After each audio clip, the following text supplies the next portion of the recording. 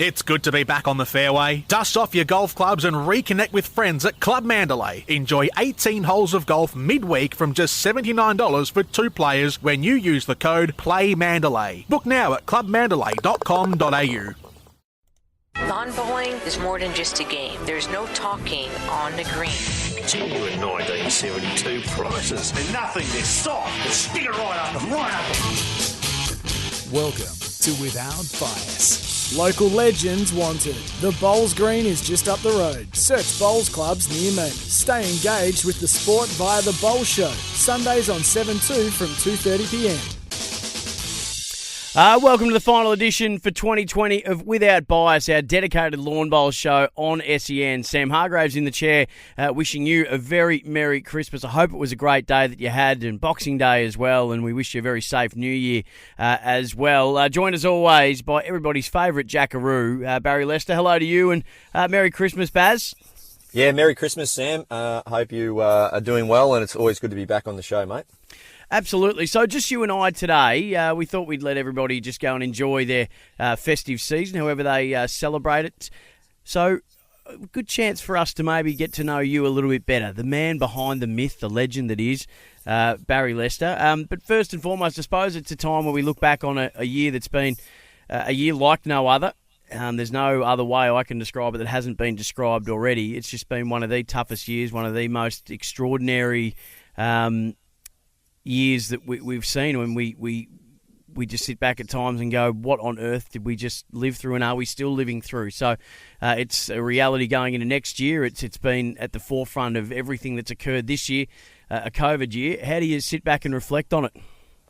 My initial thoughts are how probably proud I am really of Australians, because when you look at other countries at the moment and you see what they're going through, and I know the population's probably a bit greater, but you can only sort of look to your left and look to your right and be quite proud of your fellow Australians, because we've had like you said, a tough year, but I think the way we've been quite resilient and got through so many downs. And if you put COVID aside, it's been a tough sort of 18 months across Australia with droughts and fires and you name it. So I think we just keep getting back off the canvas and moving forward, and that's what we will continue to do. So I'm pretty proud, and the bowls community is shining light, really. The way they've really rallied together, and Bowls Australia has produced a lot of great initiatives as well. So it's been a tough year, but I think one thing we can be proud of is we keep getting back up and going again.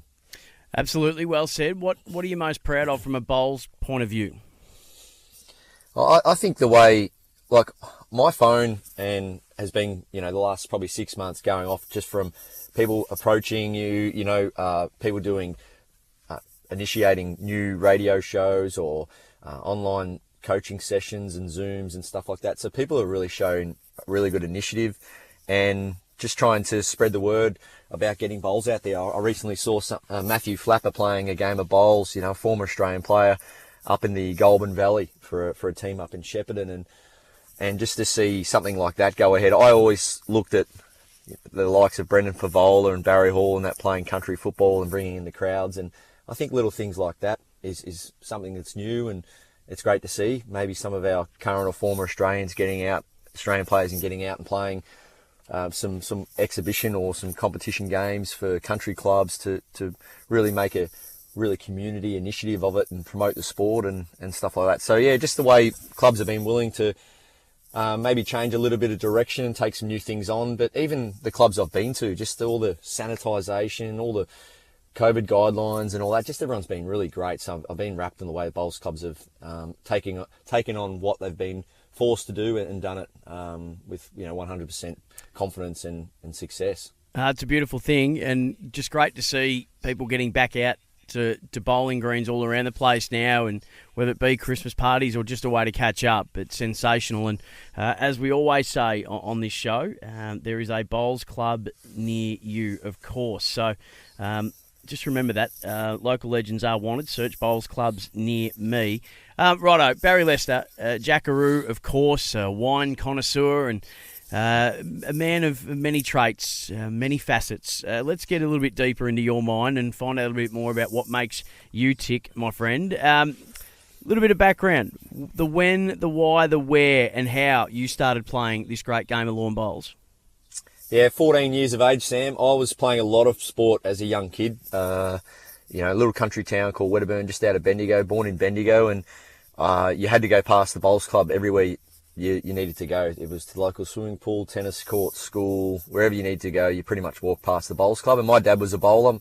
My great-grandfather was a bowler and spent a lot of time in bowls clubs. But back then, and that just goes to show how far we've come, I couldn't join until I was 14. So there was rules around that, ages and when you could actually join a club. So broke my arm playing football one winter, and most summers you're probably playing cricket, which was the standard transition, winter to summer, and I couldn't play cricket, so I ended up having a few games of bowls with Dad, and I can't say I fell in love with it straight away, but I really did enjoy being around the club environment, the mature conversations, learning off older people, and just, enjoyed the environment and spending time with my dad. And my dad would, he loved the game, and he'd take me to tournaments all around Victoria. And back then, the first thing we ever won was I think we won an esky. We won first prize was an esky at a little club called St Arnaud, out near Wedderburn. So no, good growing up in the country and playing country sport, mate. So your first club, even though you were born in Bendigo, same as me, your first club was Wedderburn? Wedderburn Bowls Club, yeah. I get back there as much as I can. And the Jackson family, Donnie Jackson was a legend at the Wedderburn Bowls Club, and they were really supportive of me, and the club still is. I try and catch up with them as much as we can. But then at age 16, we moved to Lakes Entrance, and that was a big step in my young life, and still continue to play bowls, and met John Snell, the great legend John Snell, and yeah, he moved to Lakes Entrance not long after and that my love for the sport changed again, because I was at that age, about 18, 19, where I didn't know if I wanted to keep going, and the fact that he could mentor me and show me many things about the sport and tell me some of his stories really inspired me to keep going. Talk to us about your relationship with John Snell. We're speaking to Barrie Lester on Without Bias, of course, going a little bit deeper and learning a little bit more about this man. We do it all, of course, for Bowls Australia. The Bowls Show Sundays on 7-2 from 2:30pm, and for Apia, brought to you by Apia, proudly supporting Bowls Australia. That relationship with John Snell, one of your nicknames is Snelly. You've got a few out there on the green, but just talk to us about that relationship with him. Yeah, John Snell, he's done everything in the game, highly revered. He had the singles role for Australia, which is a pretty coveted role, as you know, and to get that role in the major championships, Commonwealth Games and World Bowls, you're arguably the best player in Australia, one of the best in the world, and which John was for a long time. And he was big on, coaching. He wrote books and stuff like that. But John just basically would sit down with me at the club and just tell me all about his career, some of the things that got him to, why it got him to where he got to. And he actually used to have a big box of VHS tapes, and he'd lend them to me. And it was like, don't you lose them or damage them. These are VHS tapes. They mean a lot to me, with all this World Championship and Commonwealth games and stuff like that. And so I would watch those games and learn about the mental side, because John was really big on that side of things. And then out on the green, we'd play a lot of bowls together, and he'd really talk me through shot selection and technique and delivery and preparation. John was big on his preparation, and I become really more concerned in that area of my game at a young age and focused on that area, because John was like, no, you got technique, you got skill, etc., but this is another area. If you want to make it to the top, you're going to have to focus on, and that was a part of my game that I really focused on. And the nickname Snelly, well, it's a no-brainer. John being my mentor, they nicknamed me Snelly, but they used to have on Sunday mornings or Sundays, they used to have in the Age newspaper, they used to have a bowls write-up every Sunday, and John was interviewed when he was playing a tournament in Melbourne, and they said, tell us a bit about young Barrie Lester from Lakes Entrance. You're doing a bit of work with him and such and such. And he said, yep, he's one to look out for. I think I was about 19 or 20 at the stage. And then from there, all the boys around the bowls teams and stuff I'd hang out with just started calling me Snelly, because Snelly gave me a bit of a rap in the newspaper. So that's where Snelly came from, really. Was it meeting him where it became more than a hobby, and you thought this could be something I could do as a career, and this could become my life? Yeah, when John tells you stories of where he'd travelled to, he'd been all around the world competing. And when that really did hit home with me, the fact that bowls can take you around the world. And he said every Christmas, and I'll never forget this, every Christmas he'd receive Christmas cards. This is well and truly before Facebook and all that. He'd receive Christmas cards from all around the world from bowlers he'd met that he'd made friends with. And it'd be Christmas cards saying, Merry Christmas from Jack and Joan in somewhere in Scotland or something. And that just sort of, for me, went, wow, you get to travel the world, you make friends from all around the world, you get to know players. And I've been very fortunate enough to do that. And just with COVID the last 6-8 months, I've connected with a lot of my friends from overseas and just checked in on them. And because, and that's definitely one of the best things. So to be able to, have that relationship with John and have him tell me the stories of where he'd been to, what he'd played in, really did inspire me to go, you know what, I would like to do something similar. I looked at John's resume back in those days going, wow, if I could do a quarter of what he's done, I'd be wrapped. Best player you've played against, best green you've played on? Oh, you can't really go past, over the years, Tweed Heads' greens, but probably I've had a fair bit of success on the number 4 green at Broadbeach, and won the Australian Open pairs there, won some gold medals for Australia, Asia Pacific gold there a couple of years ago, or last year, on that green. So green 4 at Broadbeach would be the best green I've ever played on, and probably still is. And it's just a beautiful green. That's where they play all the Australian Open finals on. And hardest opponent, Alex Marshall. Played against him a lot over the years now, and just the way the hard shots are played with so much confidence, and that's where when you are elite in what you do make the hard stuff look easy. And you look at a guy like Dustin Martin, Gary Ablett, these guys, they just freaks, and Alex Marshall is that person. But I played a lot with Jeremy Henry as well, Aaron Sheriff, Mark Casey, Nathan Rice, those players, all phenomenal players, Mark Jacobson. And Jeremy Henry, same thing, Aaron Sheriff. They can just make that really hard shot look easy, but they were up for the challenge. A guy like Aaron Sheriff, if you apologise to him on the crossover, say, "Oh, sorry, mate, it's okay, I'll get it," and that's what the good players do. They thrive off that challenge. So there's a couple of players that stand out to me, and Nathan Rice, played a lot of bowls with him over the years, phenomenal player as well. We'll talk about your relationship with him after this. We'll get to a break and come back. We're speaking to Barrie Lester on Without Bias for our final episode of the year, learning a little bit more about everybody's favourite jackaroo. Stay right there, Baz. This is Without Bias on SEN for Bowls Australia. Don't forget the Bowl Show. You can stay engaged with the sport via the Bowl Show, Sundays on 7-2 from 2:30pm. And for Apia, dedicated specialists ready to help. Call 13 50 50. Apia, get set, go. Back with more Without Bias after this. From the wide outdoors to the great indoors, this is Without Bias. Local legends wanted. Search bowls clubs near me. The Bowl Show, Sundays on 7-2 from 2:30pm.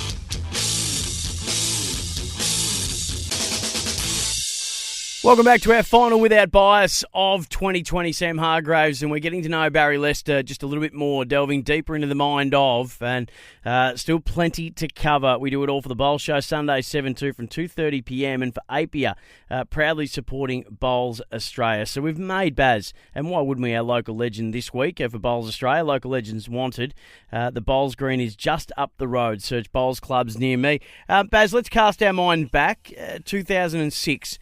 Melbourne Commonwealth Games, pretty exciting time in your life. You're playing alongside a great mate in Nathan Rice, who you mentioned earlier, and a bronze medal is claimed. What do you remember? Probably the first thing that I always remember is 100,000 screaming people walking down the main race into the opening ceremony of the Commonwealth Games in front of your home crowd, being a Victorian. Pretty special. You just can't help sort of go past that. Leaving the village, Lauren Jackson, all the big names around the village, just seeing all these other athletes, and you get chauffeured in this bus, and all the roads are completely empty because you're with all the other athletes, and you're travelling to the opening ceremony. So MCG, we sat in Rod Laver to wait till our turn to go out, and all the countries one by one disappeared, and we were the last country there, Australia, and all the volunteers, people cheering and screaming, and you get to walk out of the G and in front of billions of people watching worldwide, and the Queen did her speech, and that's the Commonwealth Games for me, 2006, and then being able to play in the men's pairs was a huge honour, and to play alongside Nathan Rice at the time, arguably the best player in Australia and one of the best in the world, and we had a really good time. And yeah, the thing was, we had to go out and win our bronze. It wasn't a consolation, so that was always a good thing, to go out and back up the next day after losing to play for gold, and to back up and win the bronze was special. Yep. 2 silver medals, 12 years later, 2018 Gold Coast Com Games. Tell us about that experience. How does being part of the village and everything that comes with an event like the Commonwealth Games amongst all the other Australian athletes, how does that compare to something like a World Bowls Championship?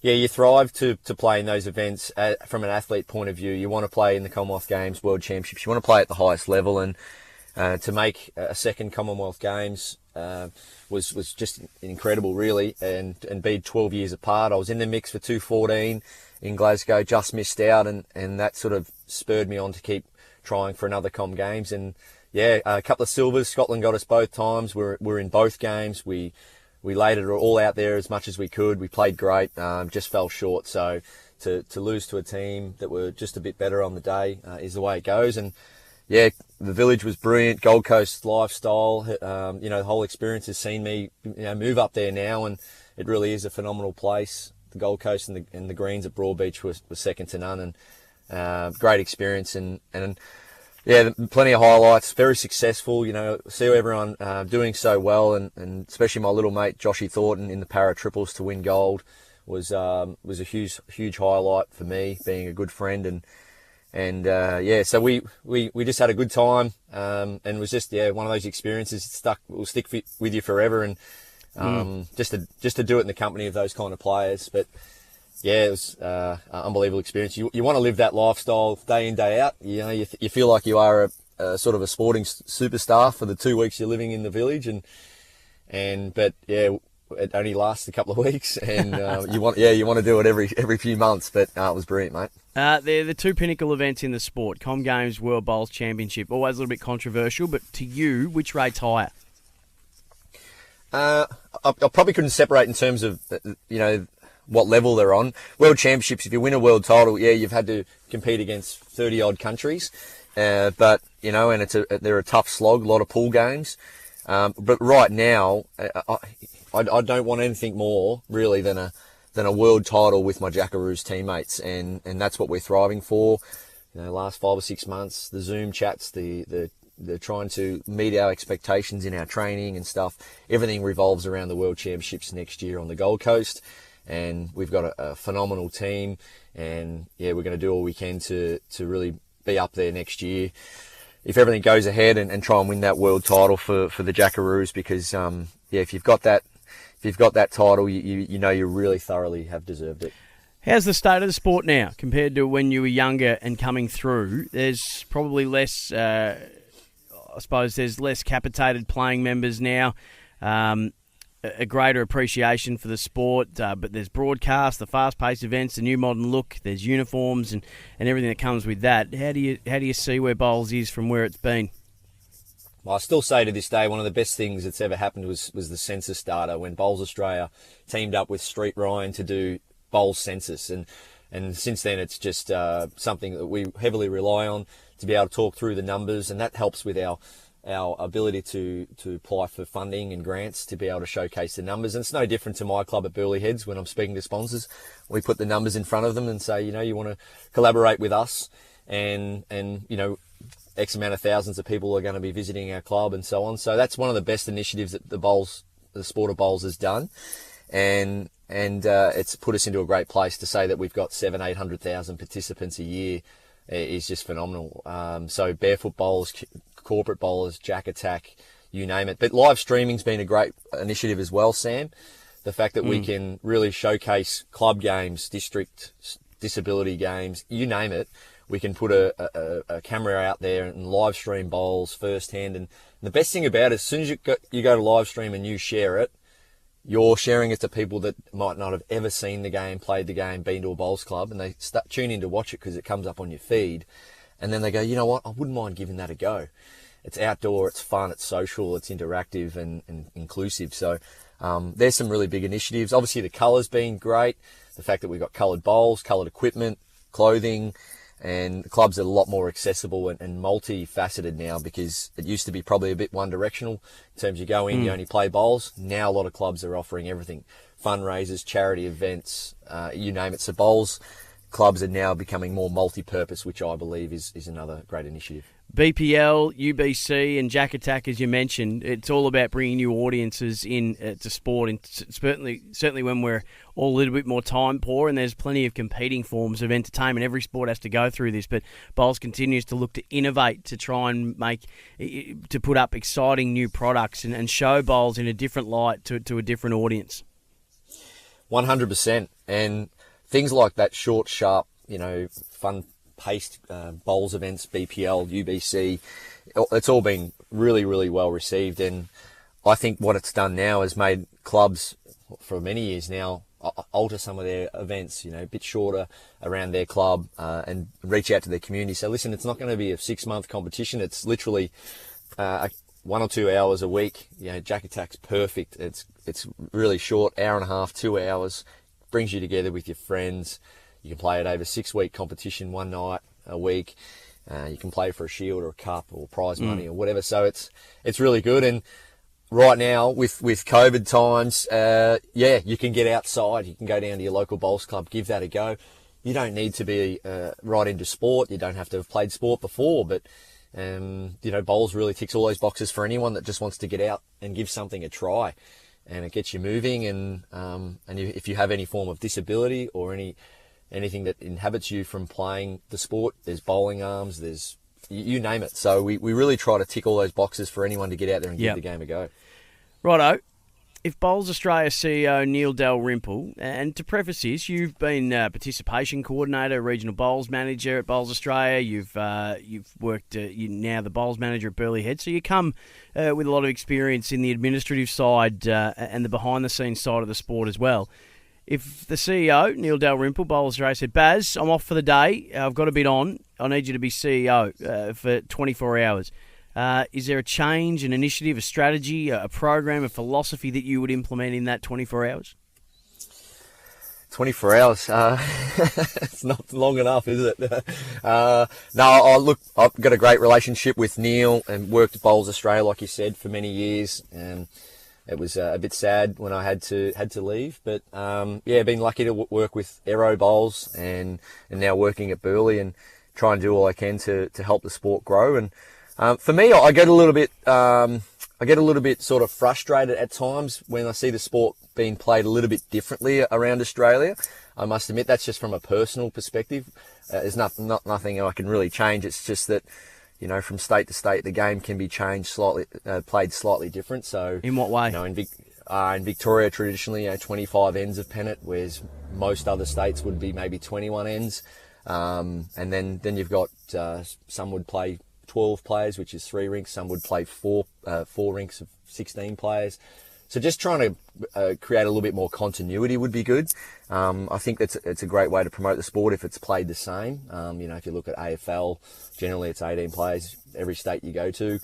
So just having that conversation would something I'd probably initiate, and just saying, is there any chance we could probably play the game the same way around Australia instead of sort of slightly different state to state? But they all have their own reasons, but it's something I'd probably focus on early days.